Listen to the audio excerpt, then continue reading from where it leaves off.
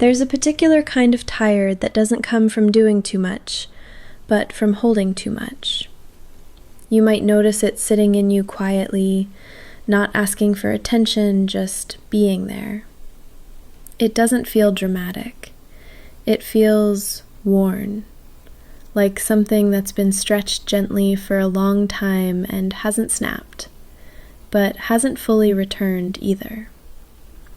You may still be functioning, still showing up, still answering when people ask how you are, and yet there's a sense that something inside you has been doing extra work for a while now. Not loudly, not visibly, just consistently. And now that effort is beginning to feel heavy in a way you can't quite ignore anymore. It can feel complicated because part of you understands so much. You understand their pace, their hesitations, their silences. You've learned how to make room for their moods without asking questions, how to read between lines without asking for clarity. That understanding didn't come from nowhere. It came from care, from wanting to be gentle with someone you didn't want to lose. And at the same time, there's another feeling that exists right alongside it, a quiet resistance, a sense that being understanding has slowly turned into being the one who absorbs everything. You may notice how often you were the one adjusting, softening, waiting. Both of these feelings live together, the care and the quiet depletion. Sometimes the tiredness turns inward and becomes a question, not a loud one, more like a whisper you keep brushing aside.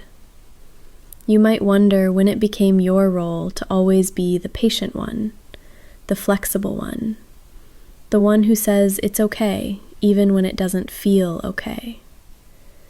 You may look back at moments where you swallowed your reactions, not because they were wrong, but because they felt inconvenient. And you might ask yourself if being understanding meant you slowly stopped being fully present with yourself. These questions don't come from bitterness. They come from honesty, from noticing how much emotional labor you were doing quietly, without ever calling it that.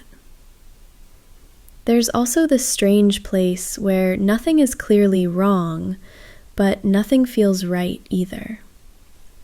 When you can't point to a single moment that justifies the weight you're carrying, it can make you doubt your own experience. You may notice yourself minimizing it, telling yourself others have handled worse, telling yourself this is just how relationships are. And still, the tiredness stays. It doesn't respond to logic. It doesn't lift when you remind yourself of all the reasons you stayed understanding. It simply remains, asking to be acknowledged, even if it doesn't ask for a solution. You don't have to turn this feeling into a conclusion. You don't have to decide what it says about you or about them.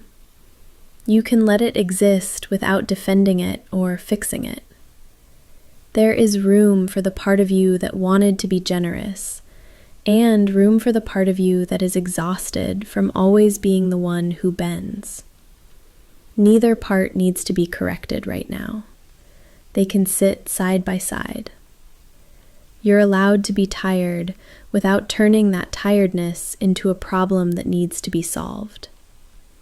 Sometimes it's just information your body has been holding on to longer than your words have.